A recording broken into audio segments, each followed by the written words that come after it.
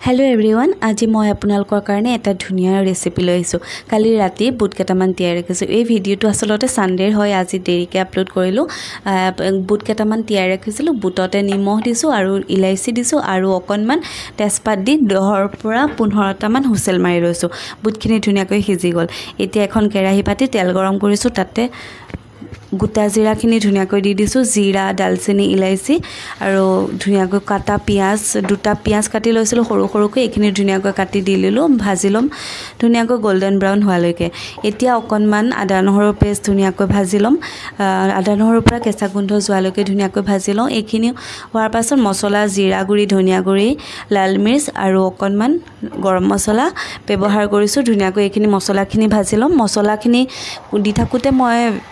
কেমেৰাটো অফ হৈ গল আৰু অকনমান মোৰ বিলাহী নাছিলে কাৰণে টমেটো পিউৰি ব্যৱহাৰ কৰিছো টমেটো কেচাপটো আৰু অকনমান মছলাখিনি যাতে লাগি নধৰে তাৰ কাৰণে অকনমান পানী ব্যৱহাৰ কৰি ভাজি লম মছলাখিনি ধুনিয়াকৈ ভাজ খাই গল তেলটো সেপাৰেট হৈ গল এটা দুটা জলকীয়াও দি দিছো মছলাখিনি ধুনিয়াকৈ ভজা হৈ যোৱাৰ পাছত এতিয়া মই সিজোৱা বুটখিনি তাতে দি দিম বুটখিনি ধুনিয়াকৈ দি দিছো এতিয়া নিমখটো প্ৰথমতে মই দি লৈছিলো আপোনালোকে আন্দাজ মতে দি লব এতিয়া 15 পৰা 20 মিনিট সময় ধুনিয়াকৈ উতলাম আৰু বুটখিনিও লাহে লাহে অকনমান দুটা মান ভাঙিও দিব আপোনালোকে ইচ্ছা কৰে যদি তেতিয়া গ্ৰেভিখন অকনমান ঠিক হ'ব আপোনালোকক হিচাপ মতে কিমানটো জোখৰ লাগে হেতু হিচাপ মতে কৰি লব ধুনিয়াকৈ মই বুটখিনি অকনমান ভাঙি দিছো 15 মিনিট মানৰ পিছত কি ধুনিয়া এটা কালাৰ আহি গল এতিয়া গৰম মছলা দি গেছ অফ কৰি থৈ দিলো এতিয়া মই আজি পৰাঠা বনাম তাৰ কাৰণে আটা লৈছো এক কাপ ময়দা লৈছো এক কাপ আপোনালোকে হয়তো গুটে ময়দাৰে বনাব পাৰে কিন্তু ময়দা ইমান বেয়া যাতে মই এই কাৰণে ইমান ব্যৱহাৰ কৰা নাই আৰু লগতে লৈছো ৰিফাইন অকনমান নিমখ অকনমান চেনি আৰু এক চিকুট বেকিং পাউডাৰ আপোনালোকে ইচ্ছা কৰিলে স্কিপ কৰিব বেকিং সোডাটো আৰু গৰম পানী দি ধুনিয়াকৈ আটাখিনি মই খানি লম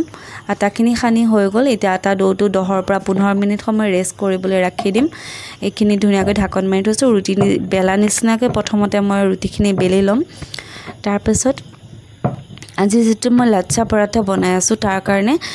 প্ৰথমতে এনেকৈ বেলি লম তাৰ পিছত বিচনি সৰুতে যে আমি কাগজৰ বিচনি বনাইছিলো তাৰ নিচিনাকৈ ধুনিয়াকৈ